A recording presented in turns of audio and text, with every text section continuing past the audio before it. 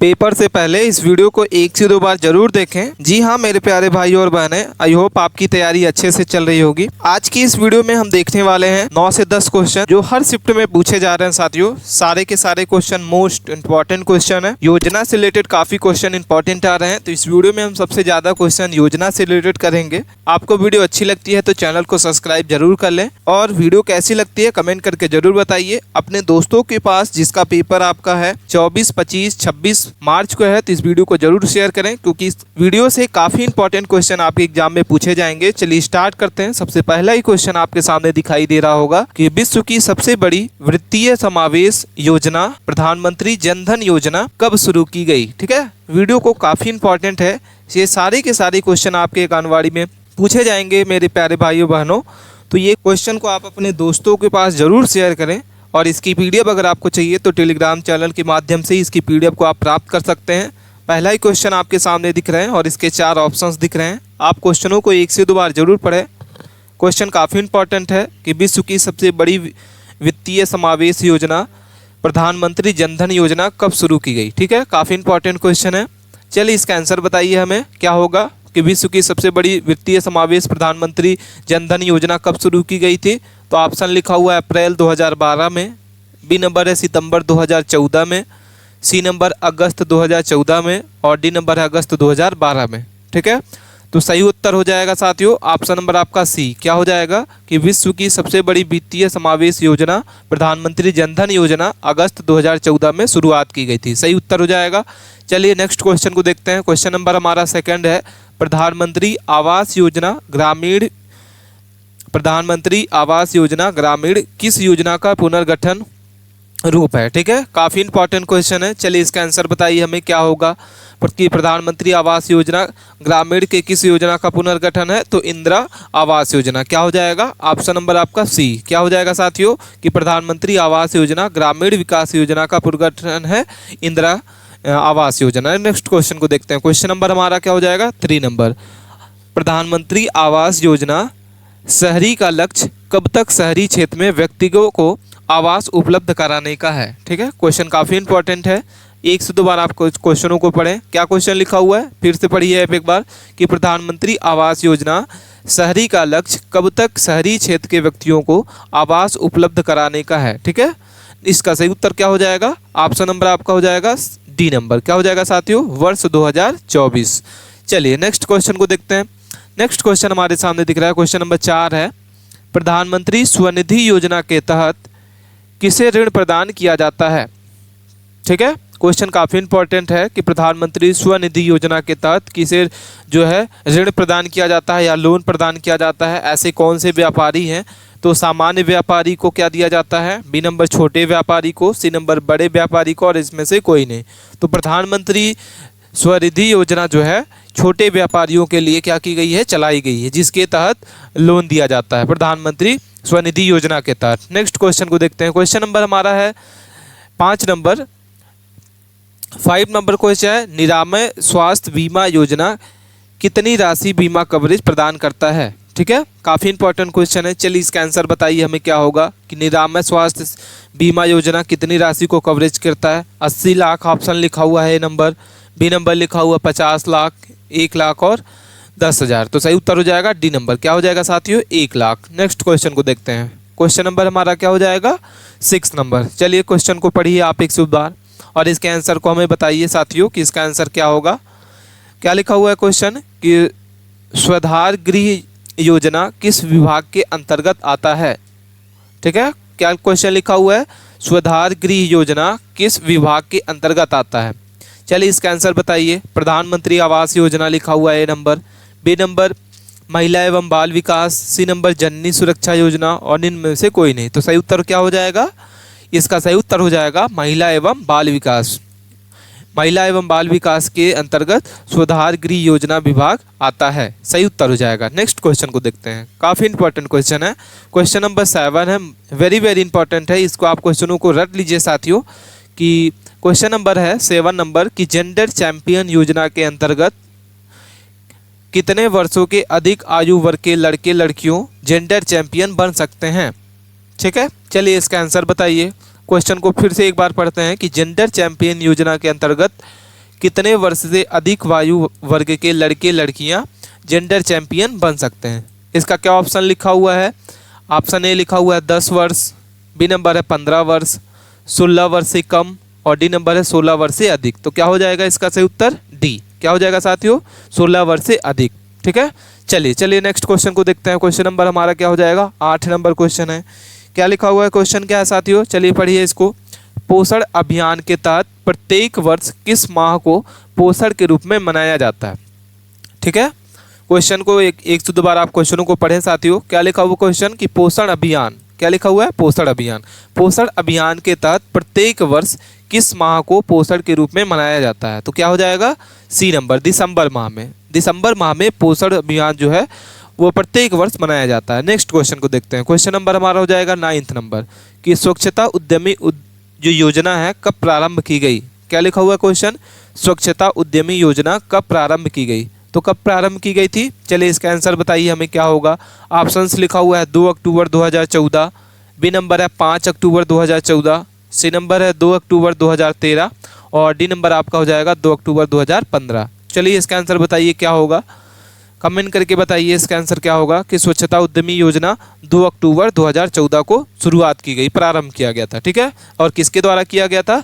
श्री नरेंद्र मोदी प्रधानमंत्री के द्वारा। नेक्स्ट क्वेश्चन को देखते हैं। क्वेश्चन नंबर हमारा 10 लिखा हुआ है कि किस वर्ष एकीकृत बाल विकास योजना, एकीकृत बाल विकास योजना को शॉर्ट फॉर्म में क्या कहा जाता है? ICDS कहा जाता है। तो किस वर्ष एकीकृत बाल विकास योजना IDS का शुरुआत किया गया? ठीक है, चलिए इसका आंसर बताइए कि IDS की शुरुआत कब की गई थी इस योजना का? तो 2000 क्या हो जाएगा? 1952, 1999, 1978, 1975। तो ICDS की शुरुआत होती है 1995 से। सही उत्तर हो जाएगा डी। क्या हो जाएगा साथियों? ऑप्शन नंबर आपका डी नंबर। नेक्स्ट क्वेश्चन को देखते हैं। क्वेश्चन नंबर 11 है, एकीकृत बाल विकास योजना के तहत लक्षित समूह क्या है? ठीक है, एकीकृत बाल विकास योजना के तहत लक्षित समूह क्या है? क्वेश्चन को एक तो आप पढ़िए क्वेश्चनों को। चलिए इसके आंसर को बताती है। पहला लिखा हुआ है पुरुषों के लिए है क्या, बी नंबर है केवल बच्चों के लिए, सी नंबर केवल गर्भवती महिलाओं के लिए, और डी नंबर है 0 से 6 बच्चों और गर्भवती महिलाओं के लिए। तो एकीकृत बाल विकास योजना के तहत लक्ष्य जो समूह होता है ऑप्शन नंबर हो जाएगा डी नंबर, 0 से 6 वर्ष के बच्चों के लिए भी होता है और गर्भवती महिलाओं के लिए भी होता है। क्या हो जाएगा ऑप्शन नंबर आपका डी। ठीक है, चलिए नेक्स्ट क्वेश्चन को देखते हैं। 11 नंबर से 12 नंबर क्वेश्चन को याद करते हैं। चलिए इसके क्वेश्चन को देखते हैं कि लाडली लक्ष्मी योजना के संदर्भ में बालिका को कक्षा 9वीं में प्रवेश लेने पर कितनी राशि दी जाती है? ठीक है, चलिए इसका आंसर बताइए हमें क्या होगा। और हमारे प्यारे भाइयों और बहनें माताएं जिनकी भी लाडली लक्ष्मी योजना के अंतर्गत जो हमारी बहनें और बेटियां हैं वो इनको कितनी राशि अभी मिल रही है, आप हमें कमेंट करके बताइए। चलिए बताइए कमेंट करके कि अगर लाडली लक्ष्मी योजना के अंतर्गत बालिकाओं को 9वीं क्लास में अगर वो राशि कितनी दी जाती है? तो 4000 दी जाती है। कितनी दी जाती है? 4000। चलिए नेक्स्ट क्वेश्चन को देखते हैं। क्वेश्चन नंबर हमारा 13 नंबर है। क्या लिखा हुआ है क्वेश्चन? चलिए 13 नंबर क्वेश्चन को लिखते हैं कि राष्ट्रीय क्रेच को क्या कहा जाता है? शिशु गृह कहा जाता है। तो राष्ट्रीय क्रेच योजना के अंतर्गत कामकाजी महिलाओं के लिए आयु वर्ग के बच्चों की देखभाल की जाती है। ठीक है, क्या लिखा हुआ है क्वेश्चन? राष्ट्रीय क्रेच योजना के अंतर्गत कामकाजी महिलाओं के लिए आयु वर्ग के बच्चों की देखभाल की जाती है। ठीक है, ये क्या लिखा हुआ है कि जैसे कोई जो महिलाएं होती हैं कामकाज करती हैं, अपने बच्चों का देखभाल नहीं कर पाती हैं, तो उनके लिए योजना बनाई गई है। और इस योजना में जो बच्चे होते हैं उनकी देखभाल जो होती है वो 6 माह से लेकर 6 वर्ष तक के जो बच्चे होते हैं उनके लिए देखभाल की योजना बनाई गई है। ठीक है, चलिए नेक्स्ट क्वेश्चन को देखते हैं। क्वेश्चन नंबर 14 है, मध्य प्रदेश में मुख्यमंत्री महिला सशक्तिकरण योजना कब प्रारंभ की गई? क्या क्वेश्चन लिखा हुआ है? मध्य प्रदेश में मुख्यमंत्री महिला सशक्ति योजना कब प्रारंभ की गई? तो सितंबर 2013 में महिला सशक्तिकरण योजना प्रारंभ की गई थी साथियों मध्य प्रदेश में। और किसके द्वारा की गई थी?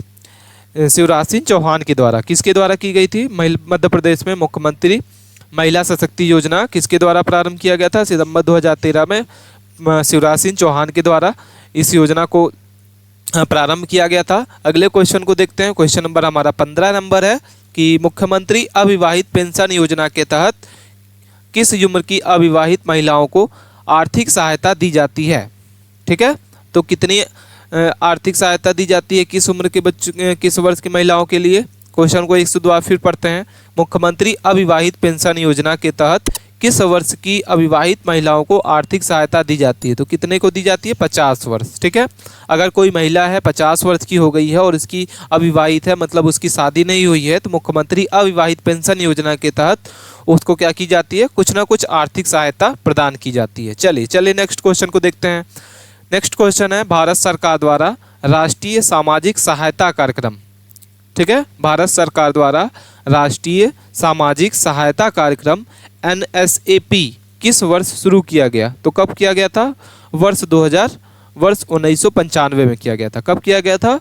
वर्ष 1995। नेक्स्ट क्वेश्चन को देखते हैं। क्वेश्चन नंबर हमारा 17 नंबर है, राष्ट्रीय सामाजिक सहायता कार्यक्रम के अंतर्गत कौन सी योजना आती है?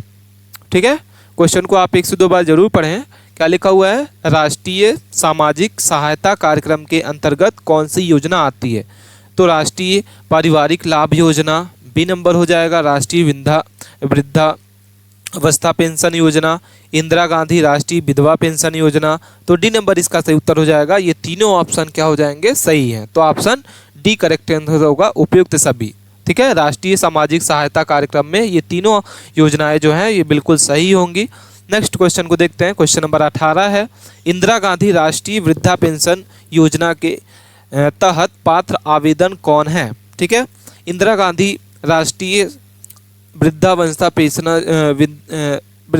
पेंशन योजना के तहत पात्र आवेदन कौन कौन से होते हैं? तो 60 वर्ष से कम वाले महिलाओं के लिए क्या? बी नंबर 40 वर्ष, 60 से अधिक। तो सही उत्तर हो जाएगा ऑप्शन नंबर आपका सी। क्या हो जाएगा?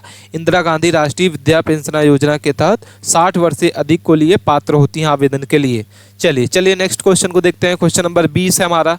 ये सारे के सारे क्वेश्चन आपके एग्जाम में पूछे जा रहे हैं और जितने भी क्वेश्चन आपको करा रहे हैं उसमें से 9 से 10 क्वेश्चन आपके एग्जाम में पूछे जाएंगे।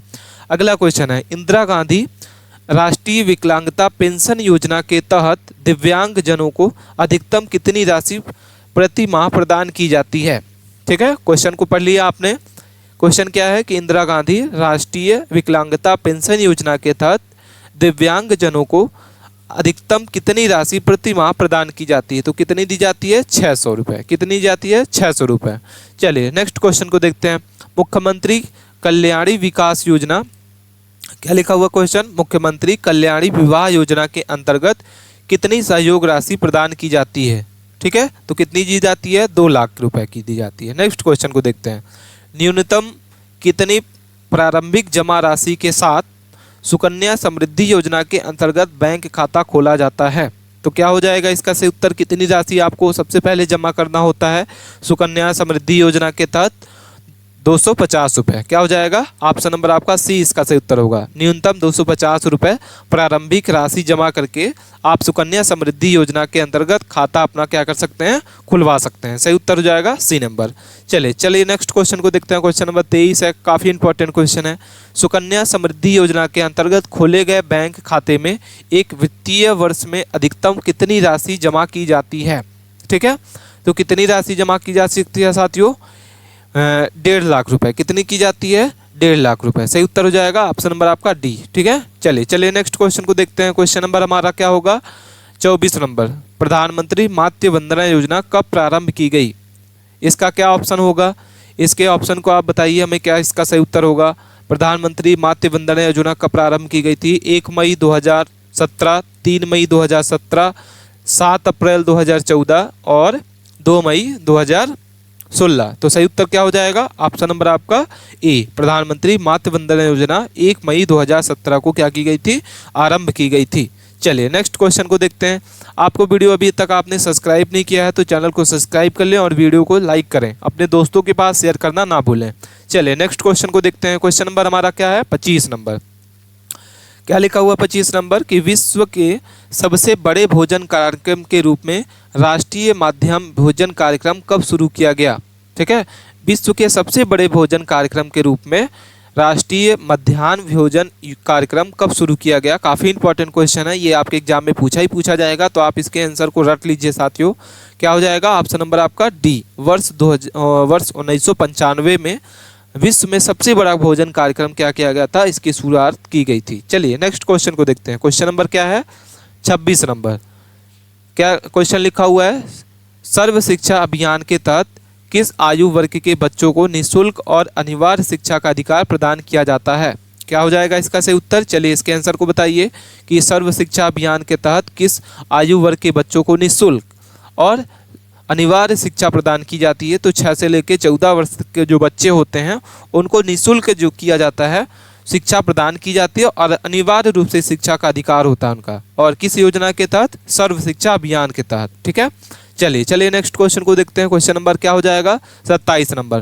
क्या लिखा हुआ है क्वेश्चन, काफ़ी इंपॉर्टेंट क्वेश्चन है साथियों, वेरी वेरी इंपॉर्टेंट क्वेश्चन है कि किशोरी शक्ति योजना के तहत किस आयु वर्ग की